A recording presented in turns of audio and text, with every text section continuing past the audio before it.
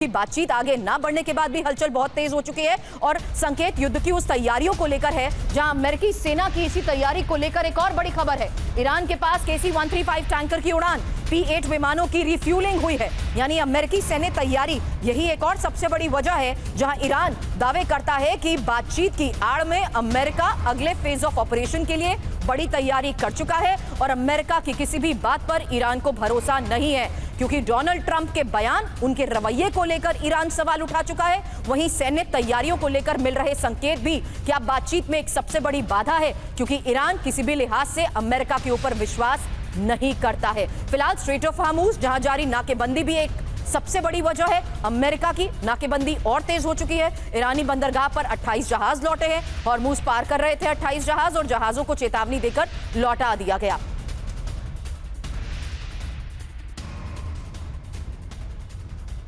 हालांकि बातचीत सुस्त, जंग की अगली किश्त। ऐसा इसलिए क्योंकि अमेरिका ने मध्य पूर्व में लड़ाकू विमानों की संख्या बढ़ा दी है। एक और सबसे बड़ी बात, KC-135 रिफ्यूलिंग टैंकर लगातार उड़ान भर रहे हैं, जहां मध्य पूर्व का मोर्चा और मजबूत अमेरिका कर रहा है। हालांकि 82वीं एयरबोर्न बटालियन के 2000 जवान मध्य पूर्व पहुंच रहे हैं और Bush carrier strike group Atlantic पार कर रहे हैं। बॉक्सर एम्फीबियस ग्रुप प्रशांत महासागर पार कर रहे हैं। ईरान के करीब विमान और सैनिकों की तैनाती को लेकर भी दावा किया जा रहा है और माना जा रहा है कि ये डोनाल्ड ट्रंप की वो रणनीति है जहां वो ईरान पर दबाव बनाना चाहते हैं, स्थिति को मजबूत दिखाने की वो कोशिश कर रहे हैं। ऐसे में सवाल ये कि आगे होगा क्या? बातचीत आगे नहीं बढ़ी तो ईरान पर हमला होगा।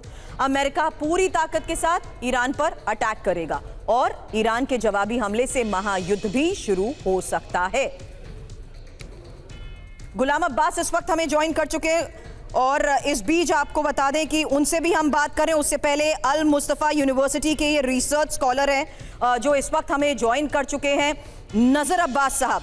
नजर अब्बास साहब, ईरान आखिर क्यों राजी नहीं हो रहा, जबकि अमेरिका बार बार ये कह रहा है कि बातचीत संभव हो सकती है, बातचीत के लिए आए, कोशिश तो करें, स्ट्रेट ऑफ हार्मूज हो या यूरेनियम एनरिचमेंट, बातचीत के लिए क्यों नहीं राजी हो रहा ईरान?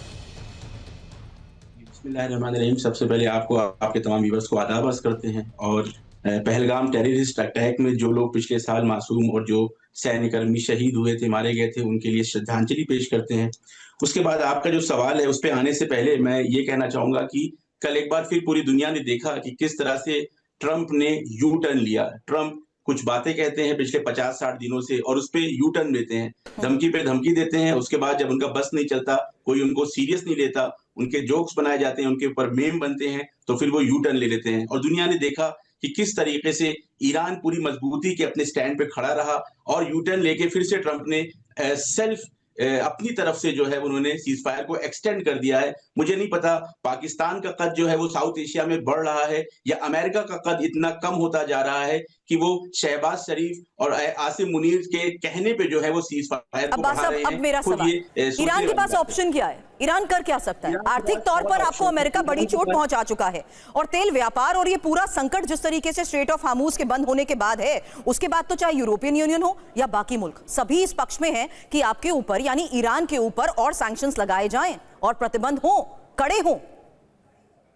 देखिए, आपने कहा कि ईरान के पास ऑप्शन क्या है, सवाल ये होना चाहिए कि अमेरिका के पास ऑप्शन क्या है, अमेरिका के पास एग्जिट डोर क्या है। ट्रम्प जिस तरह से फ्रस्ट्रेट हैं, जिस तरह से डेस्परेट हैं पीस टॉक के लिए, एक मुल्क के ऊपर हमला कर दिया, उसके हेड ऑफ स्टेट को शहीद कर दिया और अब आके शांति की बात कर रहे हैं। कोई भी मुल्क इस चीज को कबूल नहीं करेगा कि उसके ऊपर हमला किया जाए, उसकी बच्चियों को शहीद किया जाए, सिविलियन वॉर टारगेट्स पे अटैक किया जाए और फिर अपनी शर्तों पे आके डिक्टेट किया जाए कि ईरान हमारे साथ आके बातचीत कर ले। यूरोपियन यूनियन के पास सैंक्शन की ताकत खत्म हो गई है। अब ईरान ने दुनिया के ऊपर सैंक्शन लगाया है स्ट्रेट ऑफ हॉर्मूज के जरिए से। स्ट्रेट ऑफ हॉर्मूज एक ऐसा हथियार यूएस ने ईरान के हाथ में दे दिया है कि पूरी दुनिया को समझ में आ गया है कि अब उसके पास सैंक्शन लगाने की अथॉरिटी खत्म हो गई है। अब ईरान सैंक्शन लगाएगा यूरोपियन नेशन के ऊपर, ईरान सैंक्शन लगाएगा अमेरिका के ऊपर और ईरान सैंक्शन लगाएगा दूसरे ममालिक के ऊपर जो ईरान के ऊपर सैंक्शंस लगाते रहे हैं। ईरान के पास बातचीत करने के